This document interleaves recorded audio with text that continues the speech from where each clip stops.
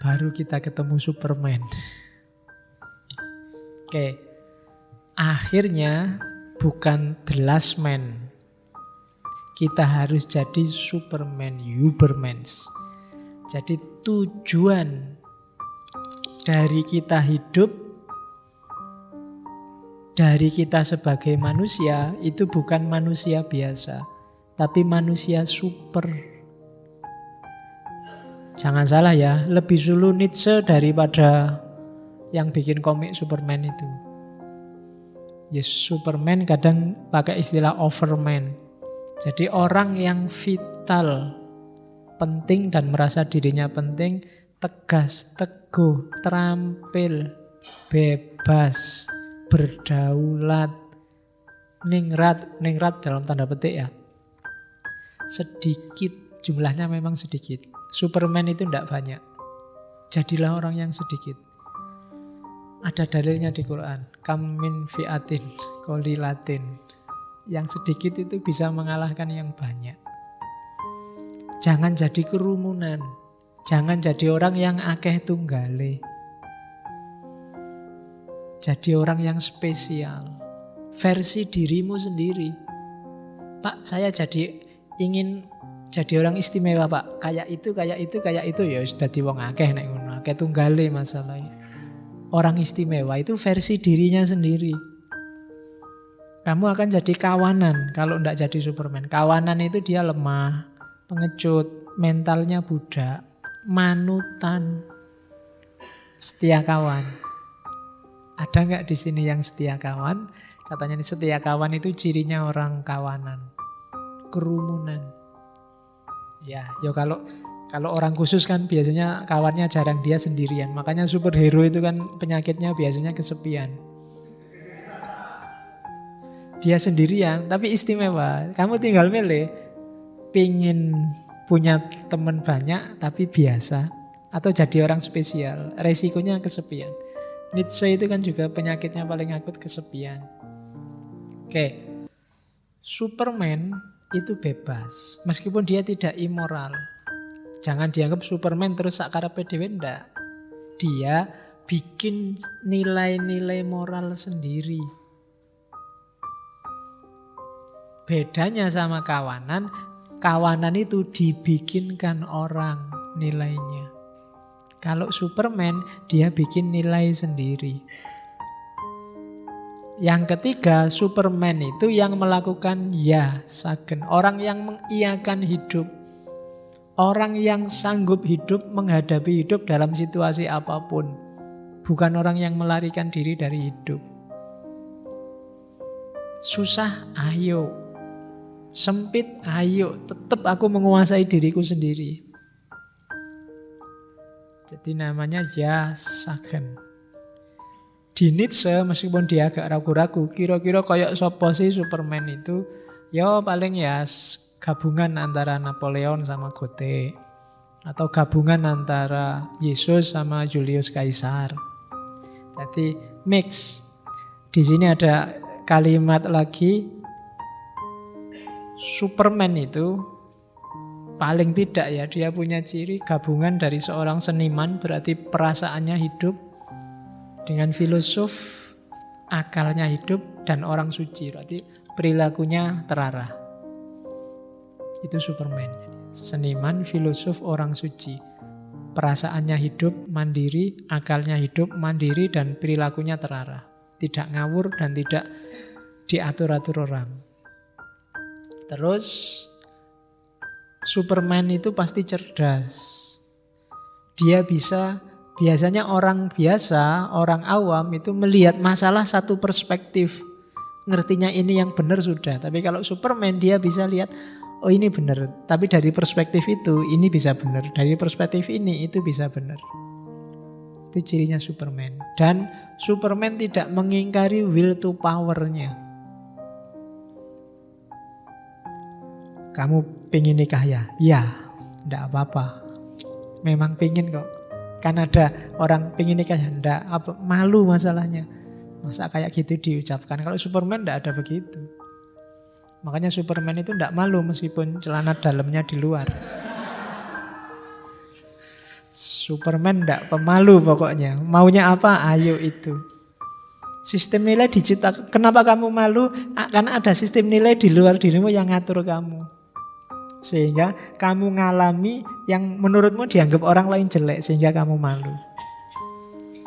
Terus catatan lagi ini yang agak rumit. Tidak semua Superman itu sama. Cirinya khas masing-masing orang. Nietzsche tidak menyebut ciri, katanya Nietzsche. Kalau saya nyebut ciri, katanya Nietzsche, misalnya Superman itu 1 gini, 2 ini, 3 ini. Nanti kamu ketika ingin jadi Superman, manut ini. Ketika kamu manut, ya bukan Superman lagi. Jadi kalau cirinya nomor 1 Superman itu jujur, yang kedua Superman itu enggak bohong, nomor 3 Superman itu baik hati, Superman itu tidak sombong, Superman itu misalnya ada aturannya begitu. Ketika dibikin ini terus kamu, aku pengen jadi Superman, nomor 1 apa? Jujur. Oh ya, aku tak jujur. Itu sudah enggak Superman lagi. Jadi Superman itu sistem nilainya dia ciptakan sendiri.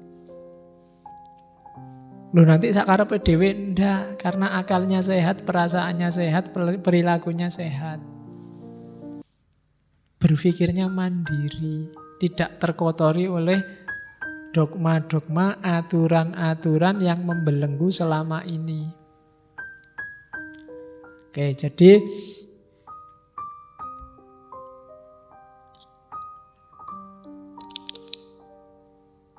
apa yang dilakukan oleh Superman?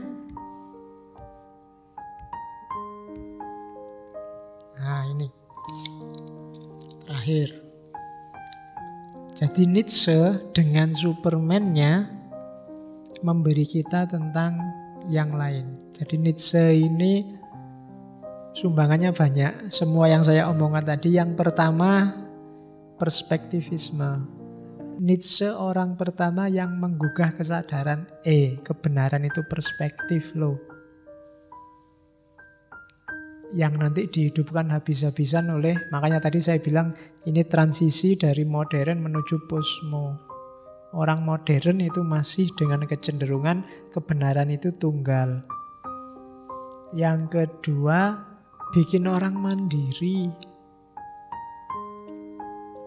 Jadi konsep moralitas budak, moralitas tuan dengan baik dan buruk tadi membuat kita sadar jangan mau ditindas orang. Fenomena penindasan itu, penghegemonian itu di level apapun, bahkan di level agama yang kita yakini, itu bukan fenomena yang sehat. Pasti di situ ada namanya ketidakadilan. Itu ajarannya Nietzsche yang kedua menurut saya penting. Yang ketiga, Nietzsche ngajari kita untuk menikmati hidup. Ini yang jarang orang sadar bahwa kita itu hidup cuma sekali. Allah ngasih kita hidup di dunia juga sekali. Nikmati kesempatan ini sebaik-baiknya.